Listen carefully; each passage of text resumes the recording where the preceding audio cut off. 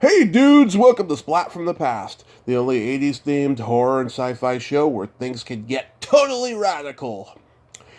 Now, today I will be welcoming back my good friend Beverly Washburn, the very talented child actress from the 50s and very prolific adult actor as well.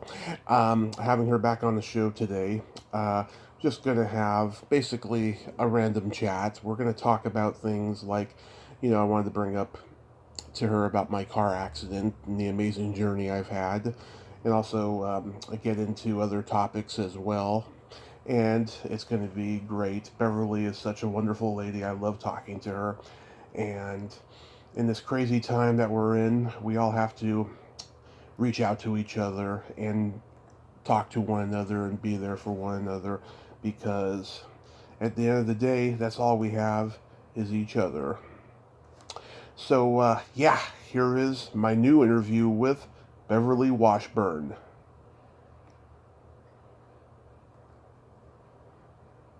Good morning, Tommy. Good morning, Beverly. Welcome back. Thank you. It's nice to be back. Yes, how are things in Nevada with the pandemic? Well, kind of like everywhere, um, we've got way too many deaths and way too many cases. But we have a wonderful governor, and he's trying to make sure everybody's wearing their masks and social distancing and all that. But it's hard. I don't think any of us anticipated it going on this long. Oh, yeah, I certainly didn't. Oh. So you're in California, right? Yes, in Reading, and the first few months that it was going on, we only had one death, and then by summer it was 70, and I don't know what the current number is, but it's still pretty low, I'm pretty sure. Oh, I hope it's low. Yeah. Well, hopefully this year will uh, turn around and things will get better because it's been rough for so many people. It's just been the worst thing ever, it's like we're in a Twilight Zone episode. I know. I know. I don't think any of us anticipated, that we would see this in our lifetime. And somebody said that the most wasted purchase last year was the 2020 planner. Because everything was, canceled. Everything. I was supposed to do 9 different things, different conventions and shows, Hmm. and they were all canceled. So, but I'm not the only one in that boat. So many people have Hmm. lost their livelihood with their businesses and everything. It's really quite heartbreaking. It is, but Yeah. I think everyone's going to turn around. Um, I'm celebrating 6 years of sobriety and 6 years since my car accident, and Oh my goodness, that's wonderful! Congratulations. That's yeah, it's just been an amazing journey, and it was pretty bad my accident. I'm lucky to be alive right now. was it a car accident? Yeah, it was just another night of drinking. Me and this guy that I was hanging out with at the time. I fell asleep in the passenger seat. He fell asleep at the wheel. We ended up in the middle of the road. We got out okay, but then the car collided with ours, and then the impact hit us, and Oh, I got the worst of the injuries. oh no! Oh my goodness! Well, thank God you're alive. Yeah, I don't even remember that night, but just what everyone's told me that saw it and stuff, and it's insane. It really Was is. that in Reading? That was in San Francisco, where I'm from. Oh, It happened 6 years ago, and I got probably over 12 surgeries from it, and my goodness. I was in a coma, so I don't even remember any of them. Well, that's a good thing, I guess, that you don't remember. Yeah. So sad. But the wonderful thing is that you became sober. You got that out of it, and good for you. I don't. Do you remember Dirk and Dak Rambo? Dak Rambo. He became Kinda. pretty well known. He was on Dallas and the Guns of Will Sonnet, and uh, Dirk and Dak um, and I, along with Sandy Desher and Celia Kay and Cindy Carroll. We all played brothers and sisters on the new Loretta Young show. Hmm. And sadly, Dirk was killed by a drunk driver. Oh my God. Yeah, That's it was quite devastating. It was just a couple of years after the show, after we were canceled, and he was in the passenger side, and a woman who was drunk was coming up the road and driving on the wrong side of the street, and just plowed right into them. They had a head-on collision, and they were in remember the old Volkswagen Bugs, and everything was, the engine was in the front, or no, in the back, or however it was. Anyway, on impact, the car burst into flames, and he was killed. And so I just applaud you for becoming sober, because, when people drink, it's never their intention to hurt anybody or be in an accident. No. But you do lose your senses, and it's just a hard thing. So congratulations on your sobriety. Oh, thank you. The doctor told me that I had liver damage, and when you find that out, you don't need a 12-step program. That's a 13-step program, and I just never had a desire to drink again after that. Good for you. Yeah. I'm sorry it was a tough lesson for you, but thank God you're alive. So yeah. That's good. It was pretty bad. Yeah, I found out who my true friends were and stuff, and it's been wonderful. Good. But yeah, as I mentioned to you in email, I wanted to ask you about growing up during the sexual revolution of the 60s. And if I say anything that makes you uncomfortable, just let me know, because that's never the intention. I respect you so much, Beverly. Oh, you're so sweet. No, thank you, and I appreciate that. But as I mentioned to you in my email, my story is rather boring. I'll probably put your listeners to sleep, because I was around. That was certainly my era, and drugs were rampant, and the whole sexual revolution, and AIDS came on, and because people were just so careless with, but I guess I don't know how I managed to avoid all that. I mean, of course, I had my share of smoking marijuana and stuff, but I never, fortunately, got into anything, harder than that, or, it's so easy to fall into that pit, and so many child actors had problems, where they fell into that thing with, they were drinking too much or getting high too much, and so I don't know how I managed to avoid it, but I mean it was prevalent. It was all around me, but I never smoked, and I'll have a glass of wine, but I've never been a drinker, and aside from smoking a few joints, I never got interested in anything stronger than that, fortunately. So. Did your mother let you date boys at an early age? I had all these. They were basically phony dates back then when I was doing the series and everything. They had those magazines, like now they've got People and all that, but back then they had Modern Screen and Teen Beat and Tiger Beat and Photo Play. And what they would do is they would do these phony dates. They would set people up so it looked like you're on a date. And so the publicist from, when I was doing the Loretta Young show, they would call and say, okay, we've got you lined up with Bobby Rydell. Well, that was exciting for me, And then they had me set up with Don Grady from My Three Sons, and Paul Peterson from the Donna Reed Show, and Tony Dow from Leave It to Beaver. And so what they would do is they would have us go somewhere, whether it was to a restaurant or the circus or some event, and it would look like we were on a date, and then it would say things like Tony Dow was seen out at Frascati's having dinner with Beverly Washburn, or it would say Paul Peterson and Beverly Washburn were spotted holding hands at the circus, or all this kind of stuff, and they weren't really dates. Yeah. So, but that was when, that started when I was about 16 or 17, and it was all just fun. It was harmless, but it wasn't a real date.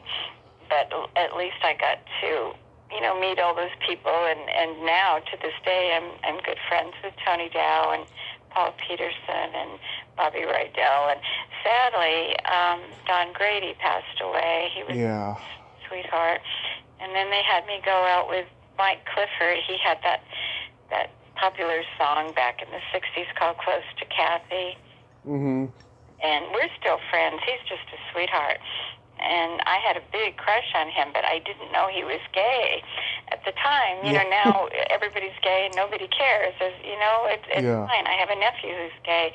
But back then, unfortunately, it was kind of hush-hush. You didn't talk about being gay. It was like I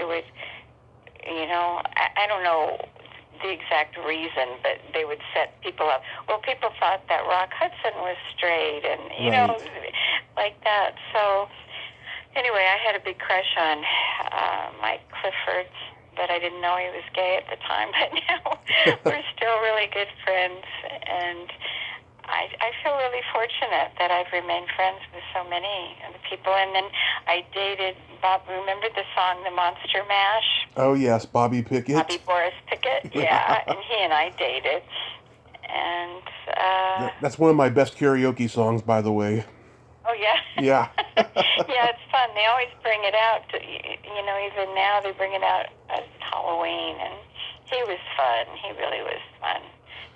So I was lucky. I went out with Johnny Crawford, who was from the Riflemen. Yeah. And Eddie Hodges, and I dated Dennis Wilson, who was one of the Beach Boys. And, the wild one. Yeah.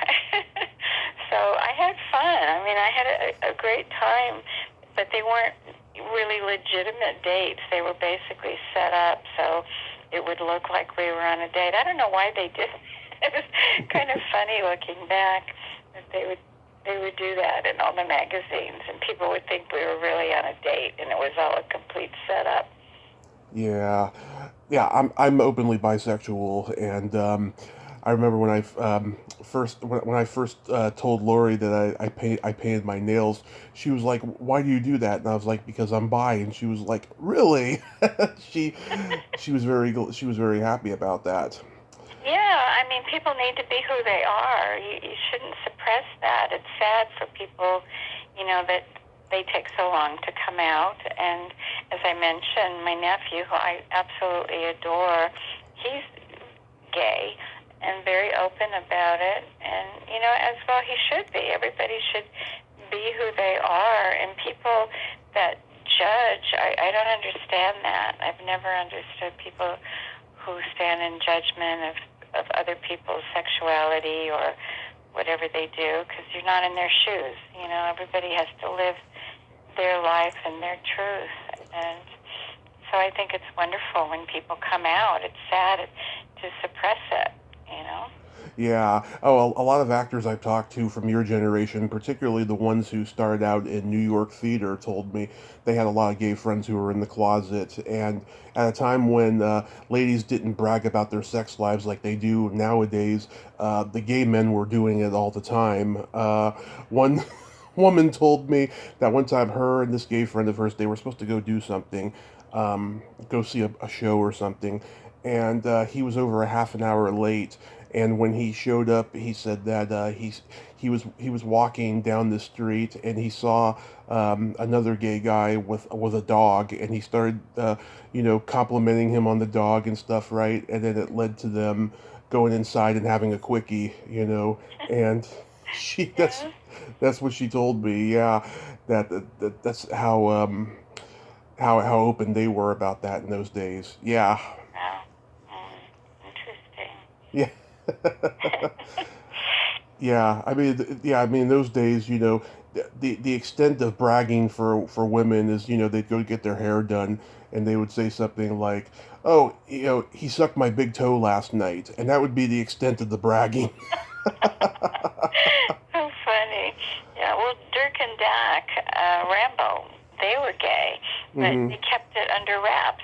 it's so stupid. But the studio didn't want people to know. They wanted them to have fans, girl fans that would watch the show and write in, and so they never alluded to the fact that they were gay until, after the series. And they were two of the dearest guys in the world. I just adored them both. Oh. Yeah. In fact, Loretta Young's niece, Betty Jane, they called her BJ, and I both went out with Dirk and Dak to the Oscars, the Academy Awards one year. And at the time, she had a huge crush on Dirk, and I had a crush on Dak, and neither of us knew that they were gay because they never, at that point, they hadn't come out yet. Mm-hmm. But we stayed friends, and it was heart-wrenching. Dirk, as I mentioned, was killed in an automobile accident, and Dak died from AIDS, sadly. And just two of the sweetest guys in the world. It was a huge loss. They were so dear. Yeah, the good ones, you always lose them young, always. Yeah, isn't that sad? It's sad to lose anybody, but it's really sad when, like my husband, he died from prostate cancer at the age of 57, which is way too young. Yeah. Yeah, you mentioned before Bobby Rydell. I was thinking about reaching out to him. I heard he's got a memoir out. He does.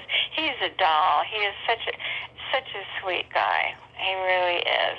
And when of course now everything's shut down in Las Vegas where I live. They're gradually trying to open things, but the Strip is pretty much shut down. But whenever he would come in town to perform, I would always hear from him, and I'd go see his show, and he would always be so sweet. He'd always introduce me in the audience and have me stand up, and he's just such a sweetheart. He really is. Yeah, I mean, it was such a smaller community back then, show business. Like, just everyone, in the circles knew each other, musicians and actors. It was just so, it was in hindsight so romantic, so romanticizing. Mhm. Yeah, the world has changed in a lot of ways. Some for the better, I guess, and some for the worse. and as far as like movies and show business, it's a different world. I was talking to a friend the other day. He was cracking up because he happened to watch a show that I did with Dick Powell. Mm-hmm. It was a show called Autumn Carousel. You can see it on the internet. I mean, everything's on the internet apparently now. And so he was watching it, and I guess I was about 8 or 9 when I did it. And there's this scene where we're traveling together on this, we're on a train, and I'm traveling alone, and he's traveling alone, and then I end up sitting next to him, and then we become friends. And then he invites me to go to a fair when we're having a layover, and then there's one part where he reaches for a cigarette, and I light his cigarette. I take a match and light his cigarette, which is so ridiculous. You couldn't do that. Well, first of all, they don't even show people smoking anymore, but back then everybody smoked. But it was so ridiculous to see an 8-year-old lighting this man's cigarette. It was like, that is so stupid. And then the other one he was laughing about, my friend, there's an episode of Wagon Train that I did with Lou Costello, mm-hmm. and I played an orphan, and he was, this kind of a drifter, and we're traveling together on this wagon train, which nobody thought anything of it back then because it was in the 50s and it was a different time. But nowadays, that would be so inappropriate. You couldn't have a show with a little girl traveling with a man. It's like, what? It was so common back then. Oh, yeah. Well, I mean, nothing ever, pedophilic happened in all those things, right? But it would be looked at that way, Exactly. And yeah, that's the thing. It wouldn't fly today, but it was an innocent time back then. Nobody thought anything of it because there was nothing wrong with it. I was an orphan, and we were just traveling together. Yeah. On a wagon train, and then there's a murder, and they think that he did it.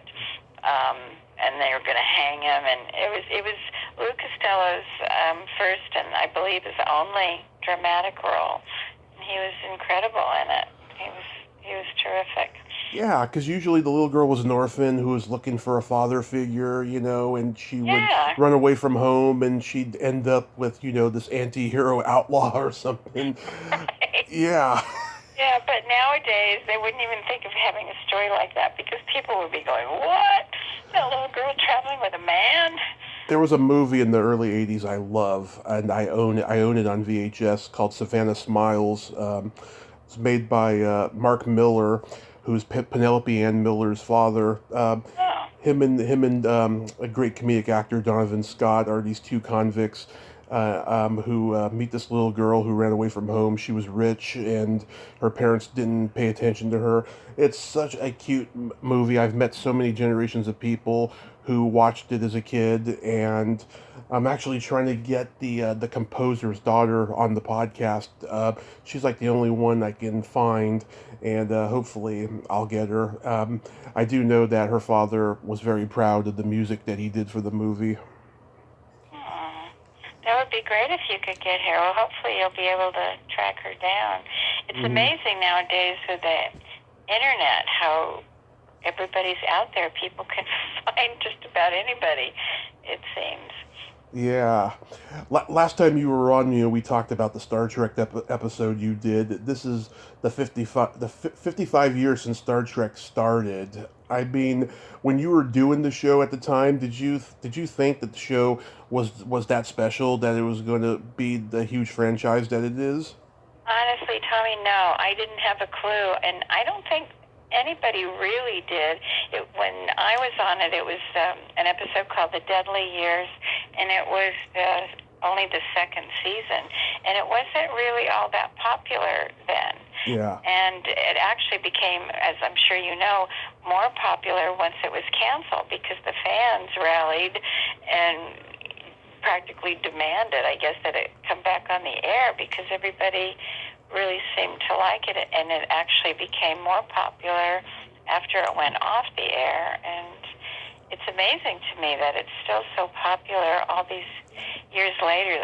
I've done several Star Trek conventions where they'll have a few of us who were not the main stars, but like the guests, like Barbara Luna and Sean Kenny and Michael Dante, Michael Forrest, and it used to be Celeste Yarnell, who was such a sweetheart, and as you know, she passed away.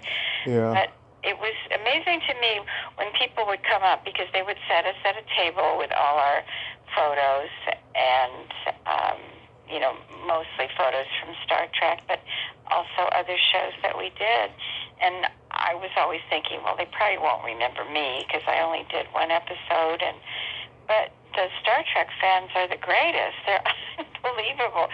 They're so loyal, and they know every episode, every character. They know your dialogue. And they would come up and, without even saying hello first, they would just walk up to my table and look at me and say, well, that's a stupid place to hang a mirror, which was one of my lines. And it would just crack me up that they would even know that. But they do. They know everything. They're just, and it was so cute because most of them will come up and they'll be dressed up in Star Trek uniforms, and if it was outdoors, a lot of times they'd have their dog with them dressed up in, Trek uniforms and stuff. It was so cute. They're just, and then what always amazed me is they would know me from Star Trek, and then they'd go, oh, and I remember you from Spider Baby, and it's like, Spider Baby, really?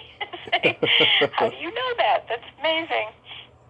Oh, yeah. I mean, I've talked to people who went to a Star Trek convention in the 70s. There was hardly anybody there, and William Shatner, Leonard Nimoy, they were just bored at their table because no one was coming to them. Oh, wow. Yeah, that sure changed.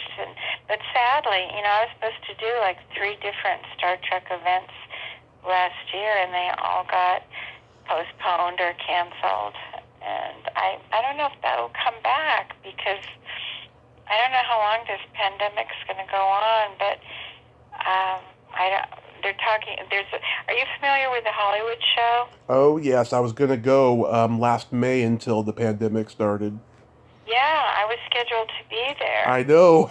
Yeah, they postponed it, and then they postponed it again. they've postponed it like 4 times, and now the last heard by email that it's supposed to be in May. Mm-hmm. But I'm kind of thinking it'll be postponed again because I don't know if people will feel safe yet to be in an environment with that many people. And, you know, the promoter who puts it on could stand to lose a lot of money because, you know, they would probably have to scale back that they could only have, you know, so many people there. And then the vendors, you know, they might be nervous that people won't buy because so many people have been out of work. It's unbelievable how this pandemic affected people in so many ways. Yeah, California, all their conventions have been canceled, but in the Midwest, they're doing them without a hitch, and I don't know, you know, just how safe they're being. You know, the horror convention, Days of the Dead, you know, they go over the Midwest, you know, a couple times a year and do it. They did one last summer that came under fire, partly because that it was going on, but also so many people canceled, and there wasn't a whole lot, you know, left over there when it actually went on. And there was a man there. He was someone took a picture of him and put it on the internet. He was wearing a T-shirt that made fun of Robin Williams' suicide, and people were trying to like hold the convention responsible for it. And chances are he wore a sweater or a shirt, you know, over it, or, you know, when he first got in there, and no one saw it. You know. It's horrible. Why would he do that? I don't know. I don't know. Wow. I don't think I think in his own mind, you know, he wasn't trying to, you know, be mean, but, you know, but still, it was a pretty mean joke too. Oh, that's awful. I'm really sorry to hear that. Yeah, so California's just, you know, been doing a lot of that lately, and, you know, hopefully we can get back to it. But everyone's doing those virtual cons, but I won't participate in those because I've watched them on YouTube after they're done, and they're just awkward. Are they? Yeah. I haven't done one of those, but yeah, I'm old and not that not that savvy on a computer, as you know. I mean, I can do emails and things, but I'm kind of old school, so I don't think I would be able to do one of those. Yeah, didn't you do a cameo with the Star Trek people in a movie called Unbelievable? Yeah, that film is supposed to be coming out soon. It's called Unbelievable, with all these question marks and exclamation points. Yeah. Yeah, it was a cameo along with Barbara Luna, Michael Dante, Celeste Yarnell, Michael Forrest, Gary Lockwood. Gary Lockwood. Yeah, trying to think who else. Anyway, it was just a silly little cameo that we were in. Are you close friends with Barbara Luna? Yeah, she's really fun. Have you had her on your show? We've been going back and forth for about a year. She heard my interview with Ed Asner, and it was at the end of my old recording equipment that I had. It was getting really, really bad sounding, and she heard it and stuff, and she was like, was he talking on a cell phone? Because it was very low. I was like, he was talking on a cell phone. I told his manager to talk on landline and stuff, but there was a lot of confusion, and he didn't want to walk all the way to the room that had the landline, so we just did on the cell phone. Oh. You know, but yeah, hopefully I can get her, though, but we do talk on Facebook sometimes. Yeah, she's fun. She's a hoot. Her birthday's next month, and I think she's going to be like 82 or something. Yeah. She looks like she's 50. She's so gorgeous. I know. Oh, my God. She was married to Doug McClure back in the day. Right, yeah. Yeah, I interviewed, what's his name, James Drury, a couple weeks before he passed.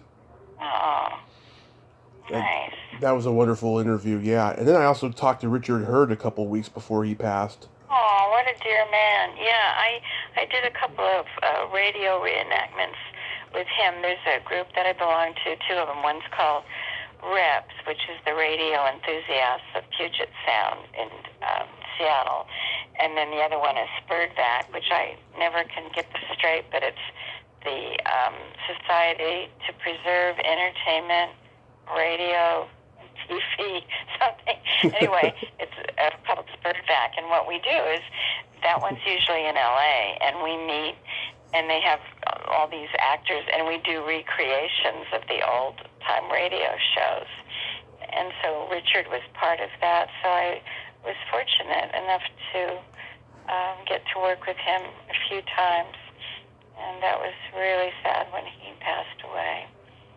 Yeah, it was. It was a little bit of a challenge. He kept asking me questions, and I don't mind that. But just like there was so much I wanted to cover that I didn't get to cover. But it was fun though. It was fun talking to him. Yeah, he was a nice man. Yeah, I loved working with him. Yeah, and I watched your sketch with Jack Benny finally. And when I come up out of the audience. Yeah. Oh my God, you were so cute.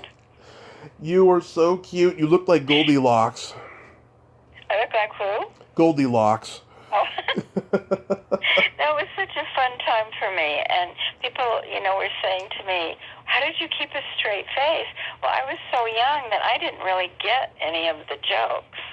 I didn't know who Margaret Truman was and that whole thing. So, and if you noticed, there were a few times when Jack Benny was kind of stuttering a little bit. Mm-hmm. Well, he told me later the reason for that is because back then it was in the days of live TV. Like now, when they do something live, they have like a tape delay for a few seconds, and if something goes wrong, they have the capability of redoing it or cutting it out or whatever. But back then, in the 50s, when we did it, it went on the air. No matter what happened, it went on. And we had rehearsed it a few times, but I was like 8 years old, I think. Mm-hmm. And his concern, he said, was that we had rehearsed it, but never in front of an audience. And so what happened is they had a real audience, and they had me planted where my mother and I were in the line, and the usher knew, where to seat us. And so we would be up in front so that I could go up on stage. So the audience thought that it was real. And Mm-hmm. they had an orchestra pit. And you couldn't really see them on the video on YouTube. But when I get out of my seat and I'm walking up there, they're pretending to try to stop me. So the audience is thinking it's a legitimate bit when I come up there. Well, anyway, Jack Benny told me later that his concern was, since I had never worked with him before, it was the first time, Mm-hmm. and because I was so young, he was afraid that since we hadn't done it with an audience and now there was, that I might get stage fright or it might throw me off. And then he said he was also afraid if he forgot one of his lines, Right. that it would throw me off because I was so young. And so he said that's why he stuttered a few times, because he was so trying to make sure that he said the right dialogue so that I would know, because it was live. And Yeah. if I had fumbled a line or forgot a line or ran off the stage crying in stage fright or something or whatever, that would have gone on the air. So basically, he was really taking a chance on me. And fortunately, it all went smoothly. And because of that, I, ended up that we were lifelong friends, and I worked with him several times, up into my adult years, and we toured all over with an act, and we played here in Vegas at the Sahara and in Tahoe, and traveled all over and stayed in touch with him up until the time he died.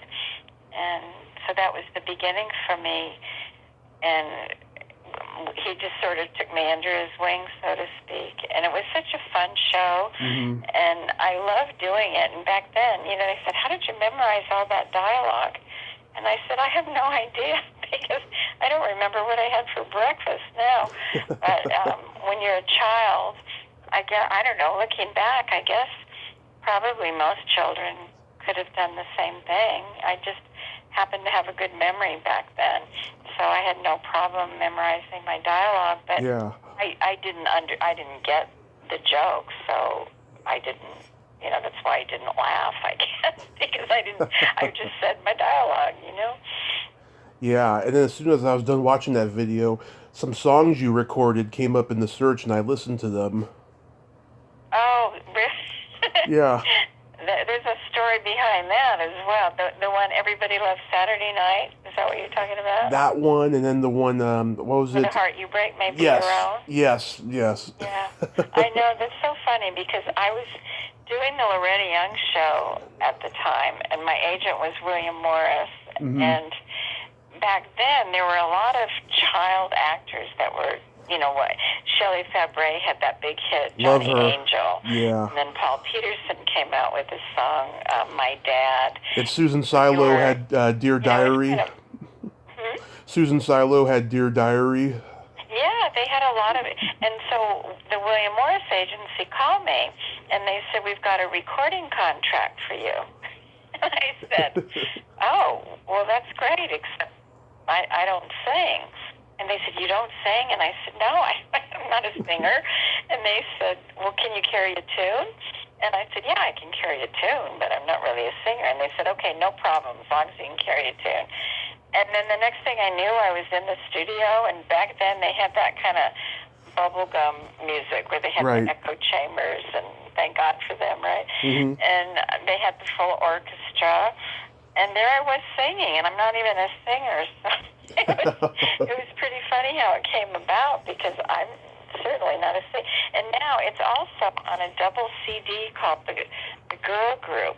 And my name is right on the front cover, which is hilarious because I'm not really a singer. Yeah. Along with Connie Francis and Brenda Lee and, gosh, I can't even remember. I think Joni Summers. I don't know all these names. And I'm like, oh my gosh, how did I make it there? That was, I felt really fortunate to be a part of that. But it's a double CD with all female singers from back in the 60s. Yeah. I never even knew. They never even contacted me to tell me that I was going to be part of it. They didn't compensate me. They didn't get my permission. Not that I wouldn't have given it to them, but I never even knew about it. And somebody, somewhere along the line, a couple of years later, stumbled upon it at some record shop and bought it and gave it to me. And they said, did you know about this? And I said, no, I had no idea. Isn't that hilarious? It is hilarious, yeah. The music in those days, oh my God, we just lost Phil Spector. He created some great music, even though even though he committed murder, he did some great music. Yeah, that was kind of freaky that he murder. I guess he was, I don't know, he was probably doing a lot of drugs back then, I would assume. Yeah, he's of that generation. Yeah, I mean, I am too. I don't know how I managed to escape that other than smoking a few joints. Yeah, oh, we've all done that. Yeah, most everybody, I think. Oh. In fact, I think I did tell this story in the last time. I don't want to repeat myself, but that story about Jack Hill. Yes. Yeah, he's the one, if you recall the story when they asked how he came about with that bizarre storyline for Spider Baby, and he said he was smoking a lot of weed back then. And I reached out to him. I haven't heard back yet, but hopefully. Yeah. I need to give him a call. I haven't talked to him in a while because, gosh, we're like pretty much, there's not very many of us still alive from that movie, sadly. I mean, Quinn Redeker is still alive and Mary Mitchell, but apparently, who is having a senior moment? Well, of course, we know Sid died and Lon Chaney and Bill Banner and Mantan Moreland, but Carol Omar, they didn't know what happened to her, but now they discovered that she did die a few years ago. Yeah. So there's only Jack Hill and Mary Mitchell and Quinn Redeker and me, as far as I know, that are still above ground. Yeah. Really quick, you mentioned last time you were hopefully going to do a movie with Tony Dow. I guess that got shelved, right? Well, it's shelved because of the COVID. We were getting so close because Walter Murphy was signed. You know who he is? He wrote Beethoven's Fifth for the... Oh, yeah. Yeah, he signed on to write the score for the film, and Richard Benjamin was all set to go. Oh, good. And yeah, Stanley Livingston and Ross Benjamin, who's Richard Benjamin's son, Mm-hmm. is the spitting image of him. And then Tony Dow and I were going to play husband and wife, and it was getting really close. And then the COVID hit, and everything kind of just fell by the wayside. And they're still trying to get the final funding, so I don't know if it'll ever get off the ground, but we're still hoping. We haven't given up yet because we've got some good people on board, like Richard Benjamin and Tony Dow and Walter Murphy especially, and so we're hoping, but I said if it doesn't happen soon, I'll be doing it in a walker. So I hope it happens. Yeah, I hope so too. That sounds like a great project. Thank you. Yeah, I think it would be fun. Well, Beverly, I thank you so much for coming back on. Well, you were so nice to contact me again and ask me back. I thought, oh gosh, your listeners would be sick of me, but I'm really happy to be back on your show, and I appreciate the invitation, and I'm really proud of you for being who you are and your sobriety and all that. And I'm so happy that you're well and that you recovered from your accident, and just stay safe, stay well, and I wish you all the best with your show, and thanks to all the listeners for listening to me ramble on. So I appreciate it. Oh, my pleasure. And no, you tell really great stories, and we're actually finishing 20 minutes earlier than last time. I hope that was short enough. Oh yeah, I listened to our interview and I thought, oh my gosh, I never shut up. I just kept rambling on and on. So, well, they come here. They come here. They come here for the guest, not for me. Well, thank you. But anyway, so I just want to thank you again, Tommy. You're very, very kind and sweet to have me back on, since I've already been on once, and it's my honor to be on your show, and I thank you so much.